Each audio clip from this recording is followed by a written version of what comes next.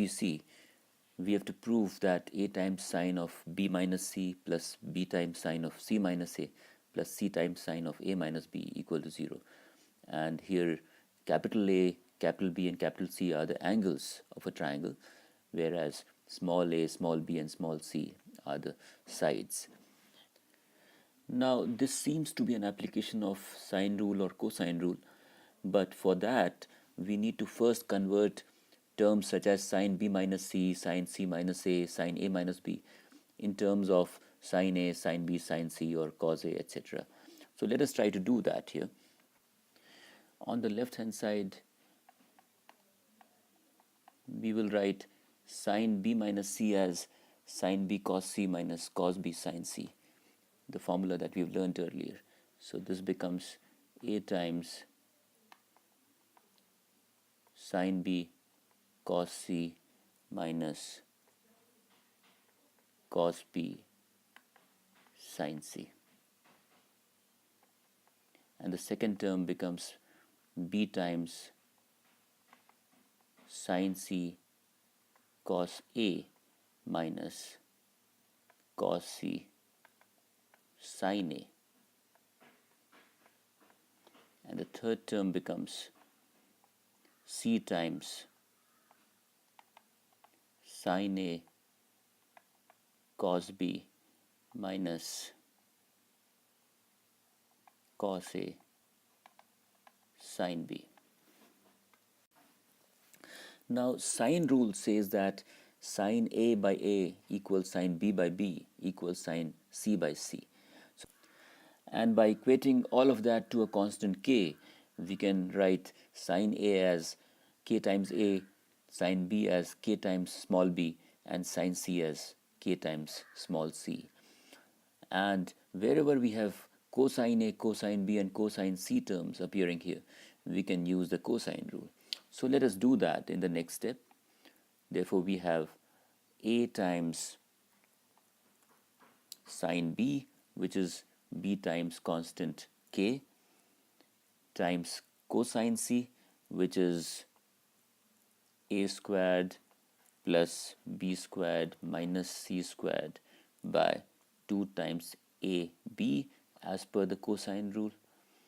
And then we have minus of cosine b and sine c. So we'll write sine c as c times k, and cosine b is c squared plus a squared minus b squared divided by 2 times ca as per the cosine rule.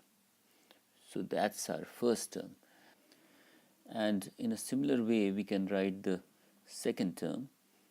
So we have b times sine c cos a. So sine c is c times k, and cosine of a is b squared plus c squared minus a squared divided by 2bc minus sine of a, which is a times k, into cosine of c, which is a squared plus b squared minus c squared divided by 2ab. And we can also write the third term, which is c times sine of a, which is a times k, multiplied by cosine of b, which is c squared plus a squared minus b squared divided by 2ca minus sine of b, which is b times k, multiplied by cosine of a, which is b squared plus c squared minus a squared divided by 2bc. Now we can simplify each of these terms by cancelling some of the parameters. For example, we have small a appearing in both these denominators, and therefore this gets cancelled with this a.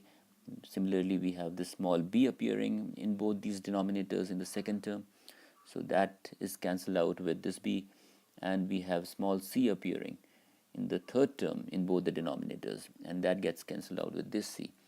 and now we have b here as well as here, that gets cancelled out. We have c here, that cancels out this particular c.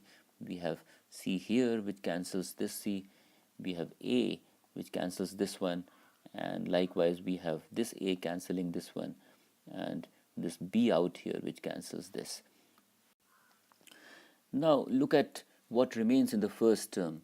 So here, if we take 2 as LCM, we'll have k times a squared minus a squared, so that gets cancelled out, and then we'll have b squared plus b squared, so that becomes 2b squared, and minus c squared minus c squared, so minus 2c squared.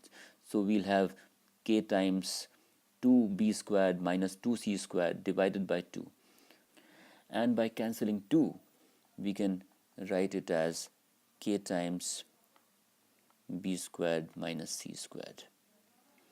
And in the similar way, we can write the second term as k times c squared minus a squared, and the third term becomes k times a squared minus b squared. And here we can see that each term is cancelled by another, and therefore this is equal to 0, which is our right hand side. Okay, so we are now ready to move to question number 20. 2 points